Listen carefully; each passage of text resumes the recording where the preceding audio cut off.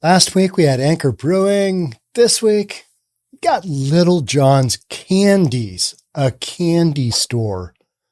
It's been in San Francisco a long, long time. It is closing. When a candy store can't make it, what are we even doing? Let's get into it. Here we go. Candy store. Brutal, right? Who doesn't like official candy, not from, one of the big manufacturers, a local candy producer? The times we live in, right? For the last 11 years, Littlejohn's Candies has been one of the locally owned businesses working to try to revitalize San Francisco's mid-market corridor. But the owners now say, despite their best efforts, it's time to close the location. All right, as I normally do, I want you to see where this is on the map, because that's important. Context is important, right? This is, so they're calling this the mid-market instead of Soma, which is south of Market. We've got the mid-market location. Here's the Tenderloin. Here's the candy store. What do you say? There's not a lot you can say. It's like, okay, yeah, foot traffic, an issue on the streets of mid-market. But it's been that way for a long time, right? So this is not brand new, but some of the developments, especially what the mayor is going to say here towards the end of the article, it's interesting, and I've been watching this. The final day of business for the small candy shop will be Thursday, July 20th, in a couple of days from now. But it's already closed by the time you're watching this. That sucks. A candy store. That's like a 7-Eleven closing. I mean, that's just, don't do it. Shouldn't happen. Man, but when it does, it's sad. The owners say their plan is to open a different site, right? But they haven't found that site yet and don't know when they will open it. I don't know. We're not sure. It's going to be in another state. It's not going to be in California. No. Co-owner Christopher Graves did say he and his co-owner recently bought a kitchen space in Amador County, which is a couple of counties to the north and to the east of where it's located now in San Francisco. So not in San Francisco proper. Let's just say that. Somewhere where they're still geographically fairly close, and yet the impact from physically being very close to the Tenderloin will not be felt, right? So I think they'd made the right call. And they're like, yeah, we're going to move a couple of counties. We're going to go a couple of counties over so that we don't have the ridiculousness going on that we did in the Tenderloin, in southwest of the Tenderloin. They plan to use that to continue making candy and servicing their online customers. So they still need a base of operations. So what possibly happened, to make the candy store just go sideways? Graves saw plenty of growth in the first several years after opening, but then business leveled off. Okay, yeah, that does happen, right? Somewhere around 2017, 2018, the growth peaked. I think a lot of people want to, especially people in the city, the officials want to rope what's going on in that neighborhood into the whole COVID thing. People not going back into work, blah, blah, blah, blah, blah. The neighborhood was already kind of headed in the wrong direction before all of it. So he's saying that in 2017, 2018, things were already going in the wrong direction. And we know that to be true. It's just nobody wants to focus on it, because if we focus on COVID, oh yeah, things really got bad during COVID. Okay, yeah, they did, but they were already on their way. That train had already, left the tracks. It was going. That ship had already sailed. How about that as a better analogy? The neighborhood was already kind of headed in the wrong direction before all of that. And the work from home, the things that we're talking about, that we typically talk about here on News for Reasonable People, what the owner of the candy shop is saying, hey, those were already here. The pandemic, the whole work from home, that just exacerbated an already bad scenario.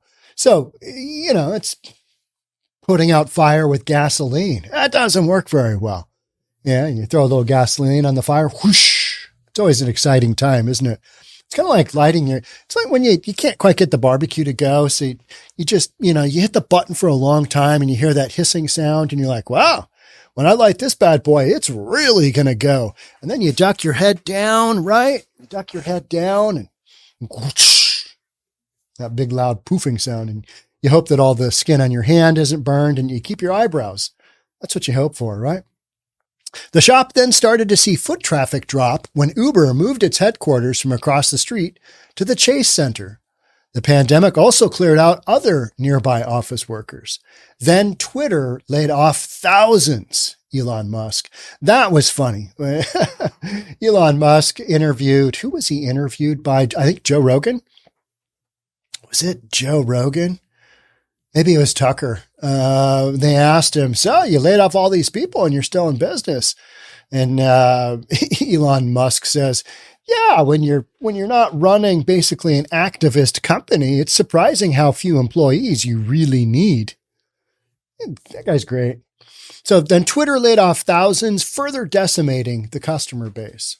So yeah, you've got a lot of reasons as specifically, which are part of the greater part and parcel of why businesses have left downtown. But now these are the feeder businesses.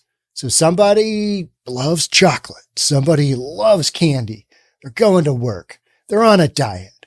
It's Thursday in the week. They're feeling bad about how things are going. They just need to go get some chocolate on their lunch break, right?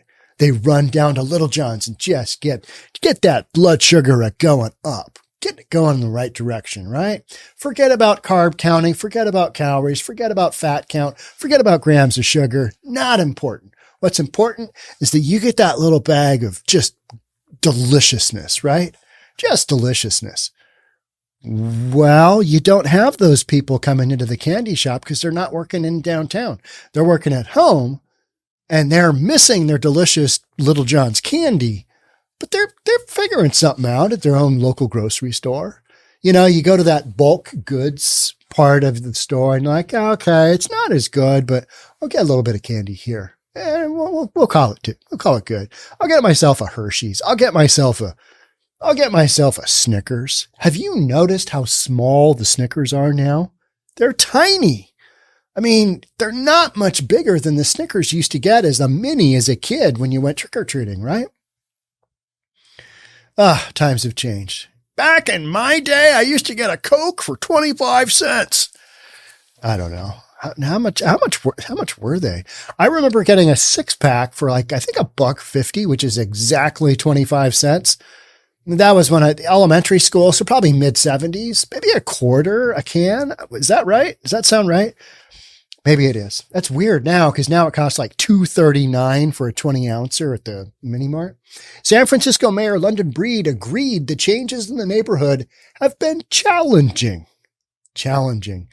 But she said when Littlejohn does decide to reopen, when the reporter happened to be interviewing Littlejohn's, London Breed walks by on the sidewalk. So the guy, hey, Mayor, can I talk to you for a second? She did. She talked to him. And what Mayor London Breed said is that when Littlejohn's does decide to reopen, the owners could be eligible for some of the $4 million in grants that she had just announced, all aimed at helping small business.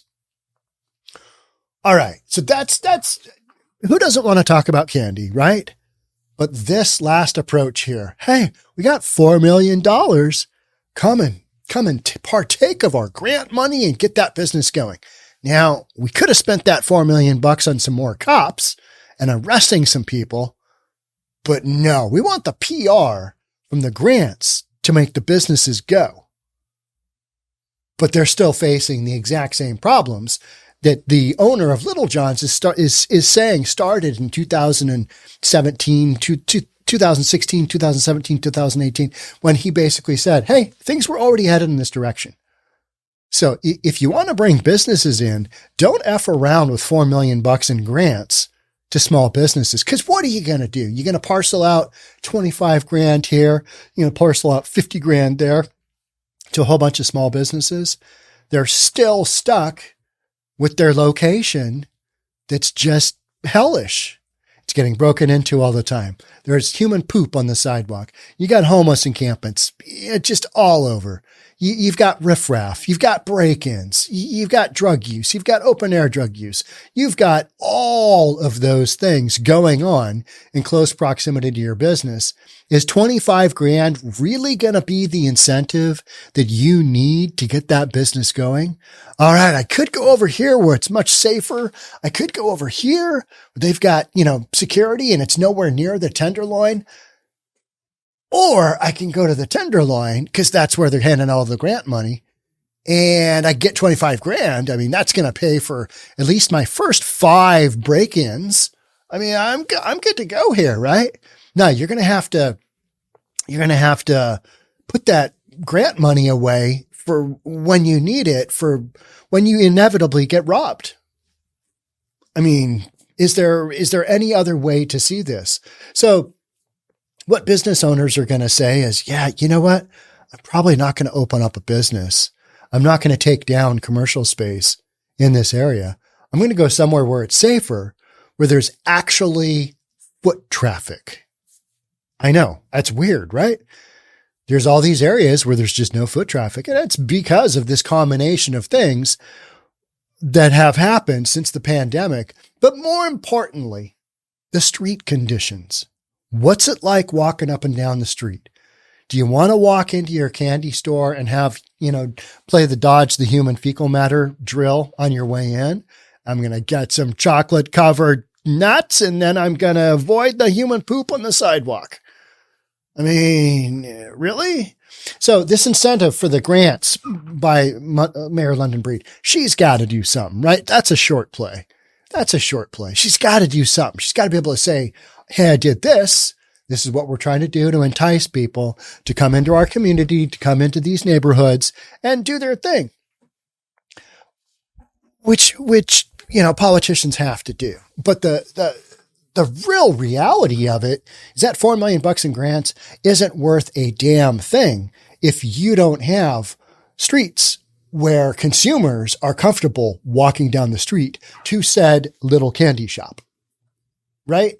All the grant money in the world doesn't matter because nobody's going to take it. And if you do take it, you're a moron because you've taken that short play for the long play, and the long play is going to drive you out of business, which is it's not safe there. There's too many things from a business standpoint, too many hurdles to overcome. In real estate, we talk about buyer objections. That might mean the house is great, but all the feedback we're getting, they don't like the gold laced wallpaper in the half bath. They really don't like that. Everybody's just bitching about the gold laced, whatever wall covering. So you do a little, weekend project and you take out the wallpaper and away you go. Buyer's objection overcome, right? Problem is the objections that people are having in San Francisco. There's no easy fix. We've been heading down this road for, 8-10 years already. And I say we, I mean residents of San Francisco and specifically the neighborhoods that we talk a lot about, particularly this one, because the Tenderloin has basically just been given up for, escape from New York City type land. I mean, it's not much different than, Skid Row in LA, where it's like, all right, guys, here's your blocks. Go for it. Do whatever you want. And it's just a massive party 24/7 of drugs. In the Tenderloin, you got a little human trafficking. You got some drugs being sold. You got stolen goods. I mean, you got all kinds of activity going on. You got a lot of traffic. Don't get me wrong. There's a lot of traffic. There's a lot of foot traffic. It's just the wrong kind.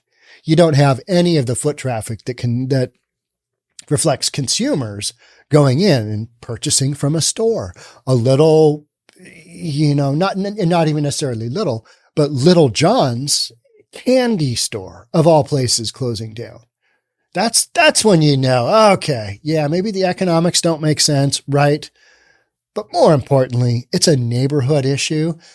Spend all your money and time cleaning up the neighborhood, hire some more cops, get back to where you once were, But unfortunately, in order to do that, that's going to take a lot more money and probably a lot more will than the constituents of San Francisco currently have. And so things are not going to change for the better anytime soon because there's no reason they should. The folks that are, the Mayor London Breed, who's handing out the $4 million in grants, the city is, she's been doing a tough on fentanyl type campaign and they've done some arrests, but the addicts haven't gone anywhere. You can arrest a bunch of, drug dealers, but guess what? I mean, we know where these guys are coming from, right? Honduras. They're Honduran. I mean, everybody is pretty much aware of that. And because San Francisco is a sanctuary city, if one of these Honduran drug dealers get arrested, I'm an illegal immigrant. Go ahead, pay for my legal fees as well. And this came out, I think, a week or two ago. And I've been hearing about the Honduras connection for quite a while. And because of Willamette Week's reporting of who, are the drug dealers being arrested in Portland, they're from Honduras. Same thing. They started in San Francisco. There's a real estate boom going on in Honduras because of the money that the drug dealers in San Fran and Portland are bringing back to their communities, specifically one community in Honduras. I mean, it's just this incredible story. So we know who's doing it, but what's going to happen is, you arrest a bunch of drug dealers. They're just going to fill them with other bodies, rinse, repeat, because they're making so much money. The stat that I heard on it was a Portland homeless video, and they were interviewing an actual drug dealer. And he said with $400 worth of chemicals you could buy on the dark web, don't go there. Don't do this, kids. I am merely reporting this, but you get $400 worth of chemicals, batch it up. You're playing chemist, you're playing God at that point, right? $400 worth of chemicals will produce $100,000 worth of batches of fentanyl. So why wouldn't they do this? Why wouldn't they backfill just as fast as you can arrest drug dealers in San Fran? You're just going to put them right back on the street and just go. Cause that demand is there. That demand for that drug is there. So $4 million in grants. Okay. Maybe an art gallery owner or something takes it. I don't know. I'm just throwing out nonsense. Maybe a shoe store is like, I can make that work. I sell hip hop shoes and I'm going to be cool. And I'm going to, decorate the exterior of my building with graffiti. I'm going to fit right in. I'm going to be cool. I'm going to sell a lot of hip hop shoes. I don't know. Just totally making things up here. But there's always somebody that takes advantage, right? And they're going to take their shot. They're going to take their swing at making something go. But long term, if you don't have the basic fundamentals, if you can't overcome the basic buyer objections, which is the streets aren't safe in San Francisco, do you want to invest in, your time, your life, maybe your life savings, your energy? Do you want to invest all of that in a business that's probably doomed from the beginning? I mean, you've got big buildings across the United States going back to their lenders. Podcast earlier today was a very nice building in Portland. This one earlier today in Portland that was being given back to its lender, deed in lieu of foreclosure. Thing was built in 2018 and had $78 million in debt on it. And they could not get enough tenants in the building to make it go. And a lot of that is happening in the downtown cores. And so, cities like San Francisco are trying to come up with anything to fill these spaces, to get this going, to get the mojo back, to start overcoming the buyer objections. But in order to do that, people have to feel safe.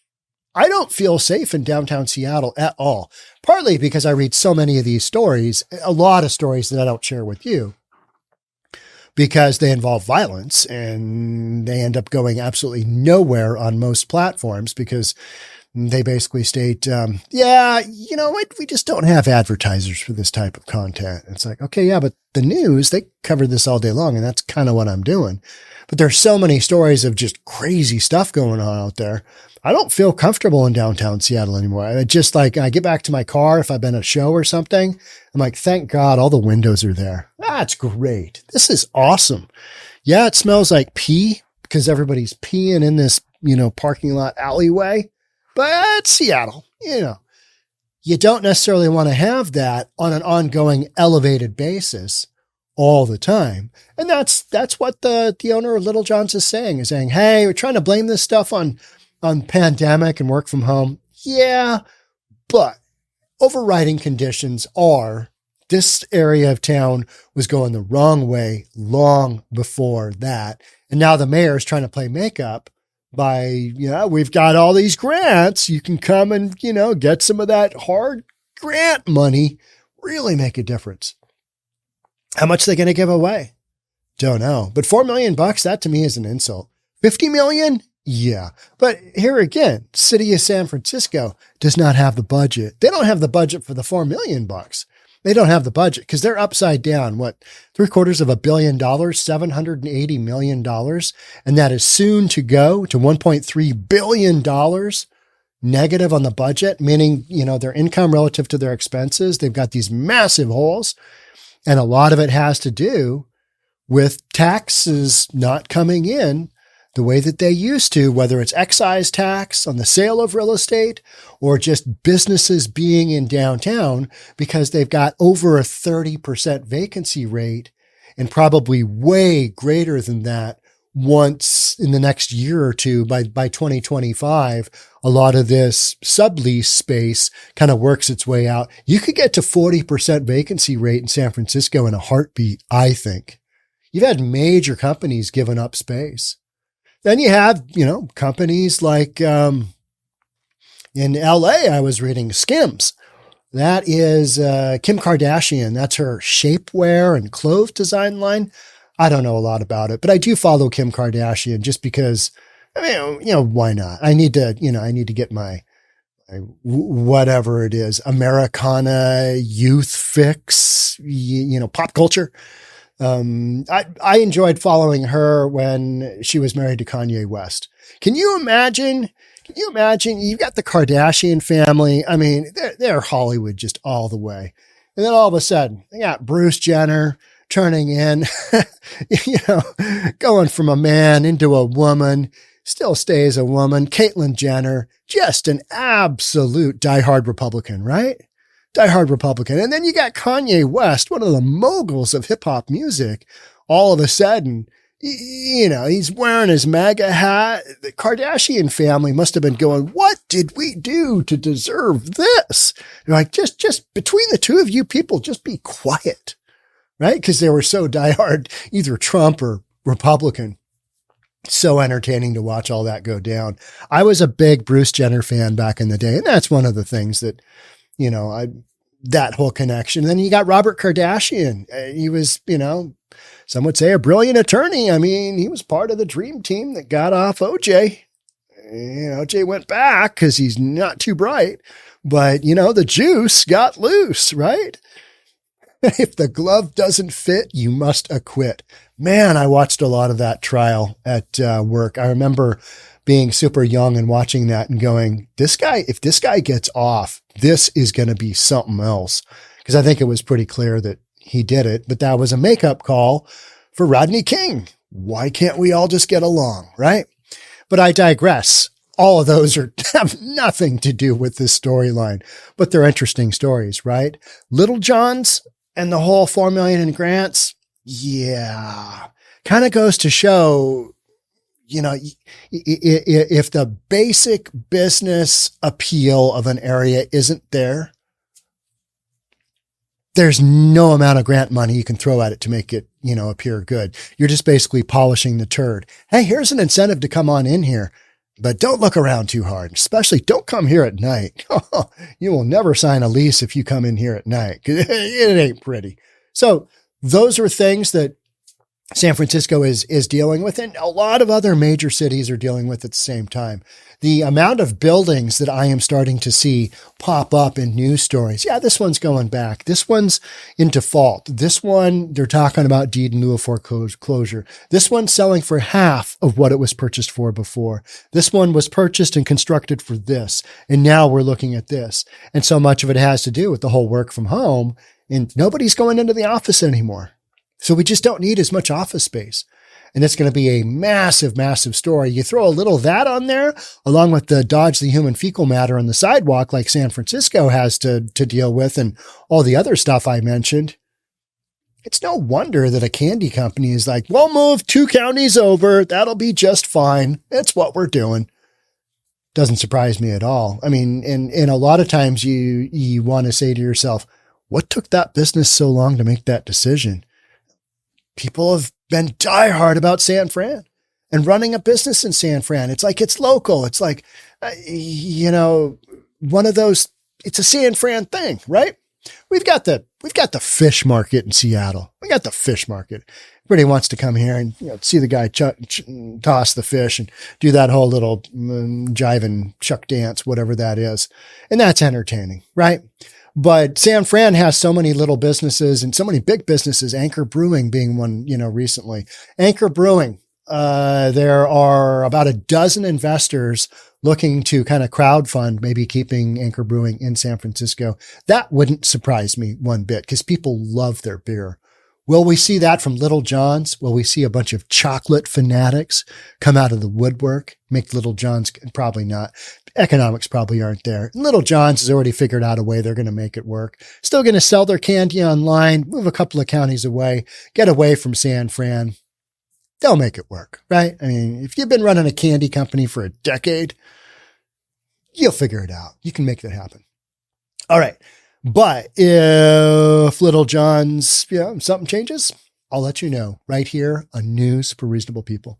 Thanks so much for being here. I will catch up with you on the next one. Bye for now.